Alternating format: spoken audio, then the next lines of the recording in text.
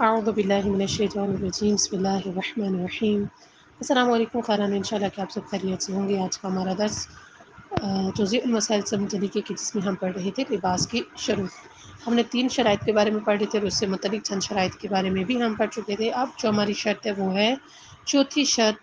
چوتھی شرط کیا ہے؟ ضروری ہے کہ نماز پڑھنے والے کا لباس ان چیزوں کے علاوہ کہ جو صرف شرمگاہ چھپانے کے لیے نہ کافی ہیں، مثلاً جراب درندوں کے اجزاء سے تیار کیا ہوا نہ ہو، بلکہ احتیاط لازم کی بنا پر کسی ایسے جانور کے اجزاء سے بنا ہوا نہ ہو جس کا گوشت کھانا حرام ہے۔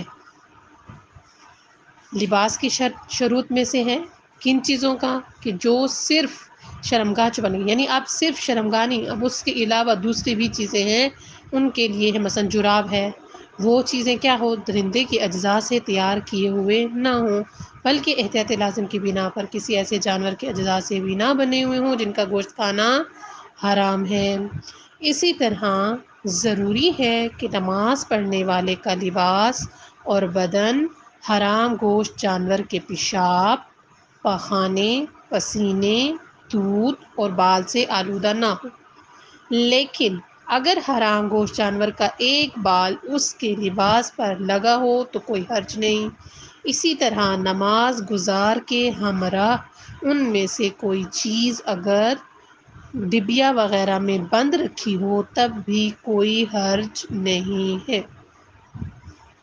حرام گوشت جانور مثلاً بلی کے منہ یا ناک کا پانی یا کوئی دوسری رطوبت نماز پڑھنے والے کے بدن یا لباس پر لگی ہو، اگر وہ تر ہو تو نماز باطل ہے۔ جیسے کہ اب آپ کو پتہ ہے کہ بہت سے لوگوں کو شوق ہوتا ہے کہ گھر میں وہ پالتو جانور کو کیا ہے پالتے ہیں، ان میں سے جیسے کہ بلی ایک پالتو جانور ہے، تو بلی کے حکام میں بتایا ہوا ہے کہ اگر وہ انسان نماز پڑھا اور وہ بلی کھیلتے کھیلتے آئے اور اس کے منہ کا پسینہ یا اس کا ناک کا پانی لگ جائے یا کوئی بھی رطوبت جو اس کے اوپر تھی وہ اس نمازی کے بدن یا لباس پر لگ جائے، تو اگر وہ نماز کے دور نماز پڑھ رہا ہے یا اس نے نماز پڑھنی ہے اور وہ تر ہو تو اس سے اس کی نماز کیا ہو جاتی ہے؟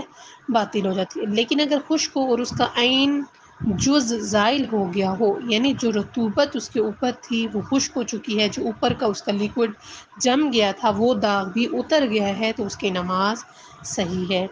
اگر کسی شخص کا بال یا پسینہ یا تھوک نماز پڑھنے والے کے بدن یا لباس پر لگا ہو تو کوئی حرج نہیں۔ اب یہ کس کے بارے میں ہے؟ کسی شخص کے بارے میں، یعنی ایسے کہ اب مثال کے طور پر جیسے بوڑھیاں ہوتی ہیں تھوک لگنے لگتے ہیں، بعض اوقات وہ تھوک ان کے اپنے ہی کپڑوں پہ گر جاتی ہے۔ کسی شخص کا بال یا پسینہ یا تھوک نماز پڑھنے والے کے بدن پر یا لباس پر لگا ہوا ہو تو کوئی حرج نہیں ہے۔ اسی طرح موتی، موم اور شہد اس کے ہمراہ ہوں تب بھی نماز پڑھنا جائز ہے۔